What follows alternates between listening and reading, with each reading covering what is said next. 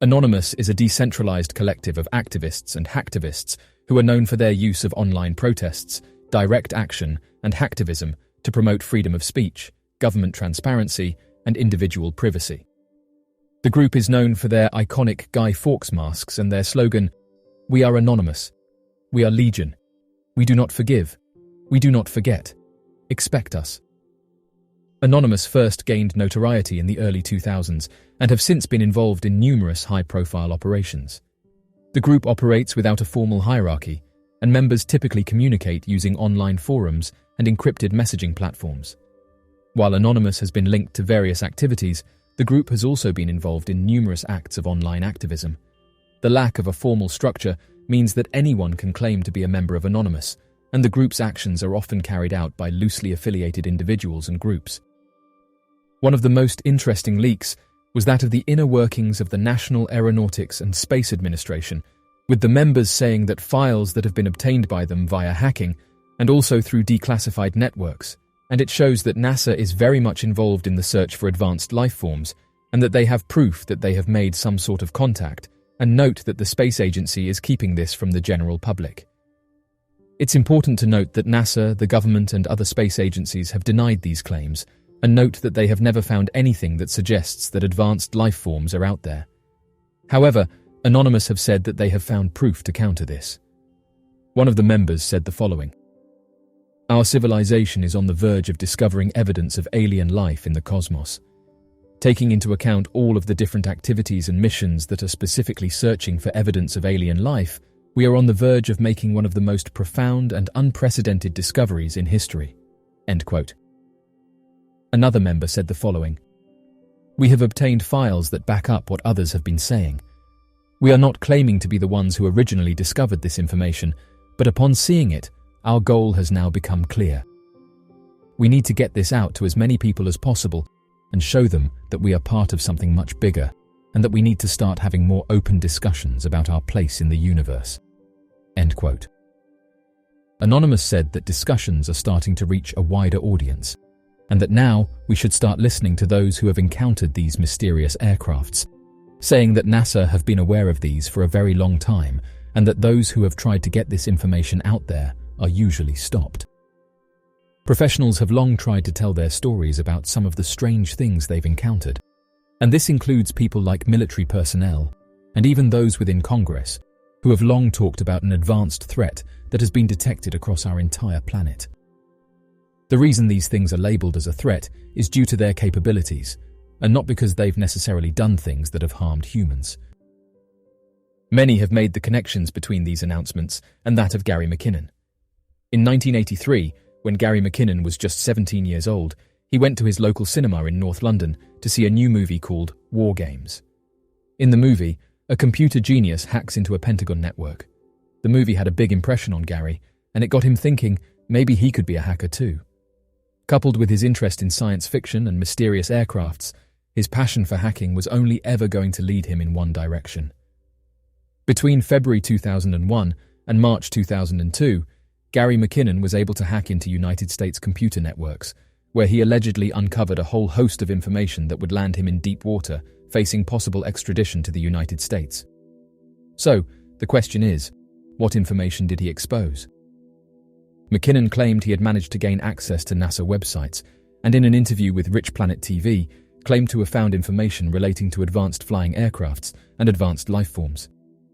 He claimed to have seen an Excel sheet which had the ranks and names of unknown people, as well as another sheet which had tabs for material transfers between ships. He tried to do some research on the names of the ships, around 8 to 10 in total, but was unable to find any more information relating to any of them. None of these ships were public knowledge, which led him to believe that they were either secret projects or part of a non-terrestrial United States initiative. McKinnon stated the following: "It was not a typical thing in the military at all, so I took that to mean that they probably have a secret space-based program." End quote. Interestingly, just 17 years later, the United States Space Force was established. The United States Space Force is a branch of the United States Armed Forces that was established on December 20th, 2019, with the signing of the National Defense Authorization Act for fiscal year 2020.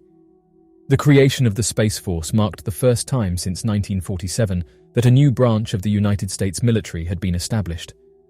The Space Force was established as a separate branch of the military to organize, train, and equip military personnel for space operations and to develop space capabilities for use by the United States military and other national security organizations.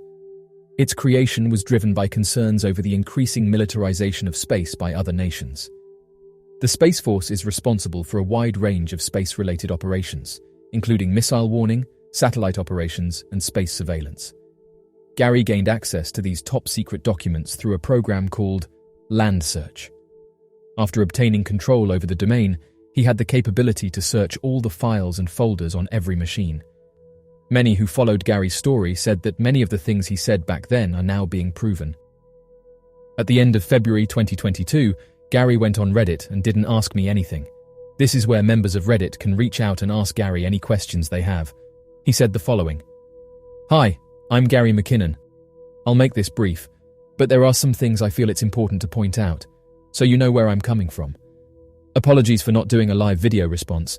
I have a couple of commercial projects on the go that prohibit me from doing audio and video in relation to my story, and thanks to Reddit for inviting me to do this as me anything. I was arrested in March 2002 for hacking into various government and military networks in America, looking for evidence of mysterious flying aircrafts and free energy.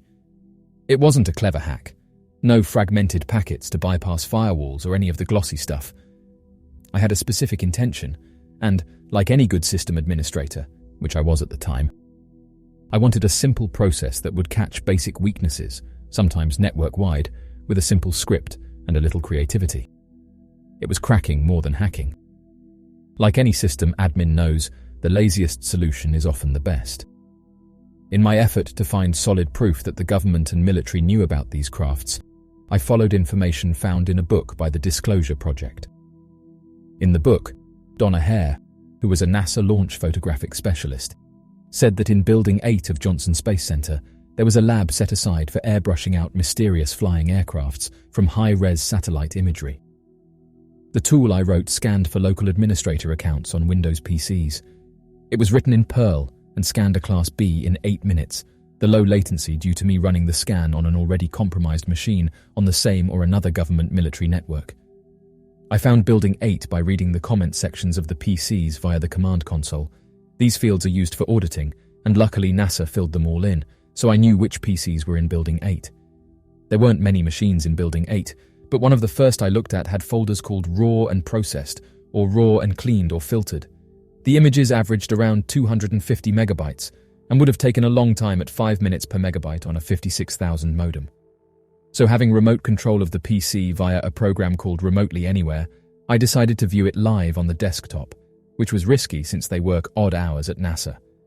The image was coming down very slowly via the Java-based Remotely Anywhere program, so I cut the color to 4-bit, 16 colors and shades, and the lowest resolution, which was 640 by 480. I think it may even have been 320 by 240. The image slowly filled the screen and I could see blackness, superimposed upon which was a blue-white planet, and superimposed on that was a tubular form that was metallic white and had domes around its central circumference and at its ends. This thing had no rivets or seams and looked futuristic, though of course with the low res and number of shades in the image, detail was lacking. This was my eureka moment. Donna Hare's lab was still in existence.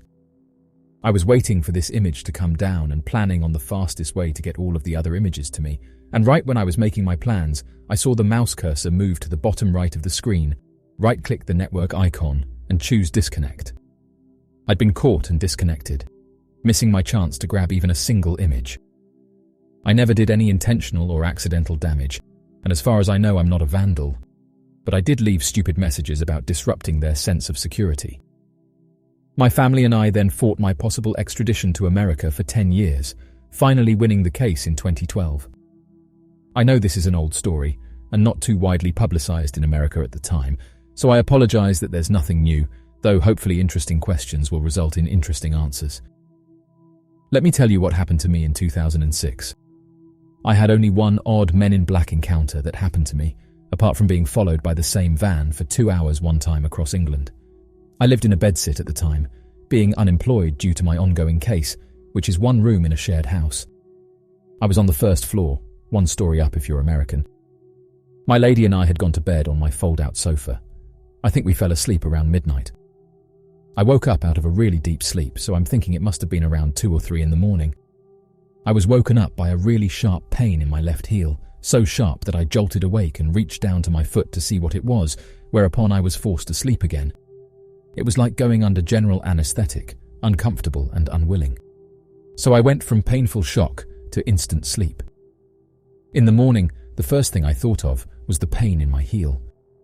I looked at my foot, and it turned out I'd gone to bed with my socks on, and there were 2 holes in the sock on my heel. I removed the sock and found 2 perfectly round holes in my heel, each around 5 millimeters in diameter, and one with a perfectly circular flap of skin still hanging from it, like someone had done me with a miniature paper hole punch. I can't explain that to this day, and can only assume it's a chip. I've had tri-field meters on it. I made a super-sensitive magnetometer that showed nothing, but 2 lumps did grow on the heel in the months following the event, and they have now moved around to the inside of the foot. Interestingly, in recent years, NASA has come forward and talked about these mysterious aircrafts, with NASA's new chief Bill Nelson saying that footage that's been captured of them is interesting, and this has caused researchers to say that perhaps NASA will be making an announcement in the coming years. Each year, thousands of reports are made, and although the majority of these can be explained as things such as planes, helicopters, wildlife and natural phenomena, there's many of these aircrafts that don't fit these descriptions, and when United States officials are coming forward and saying that some of these are a national security issue, it's caused some to take these sightings more seriously. As of right now, we can only hope that further investigations are carried out and the evidence is released to the general public. So, what do you make of these strange sightings and encounters? Be sure to leave your questions and answers in the comment section below and help us to grow this community while working to solve these unexplained mysteries. Thank you for watching, and don't forget to subscribe for more videos.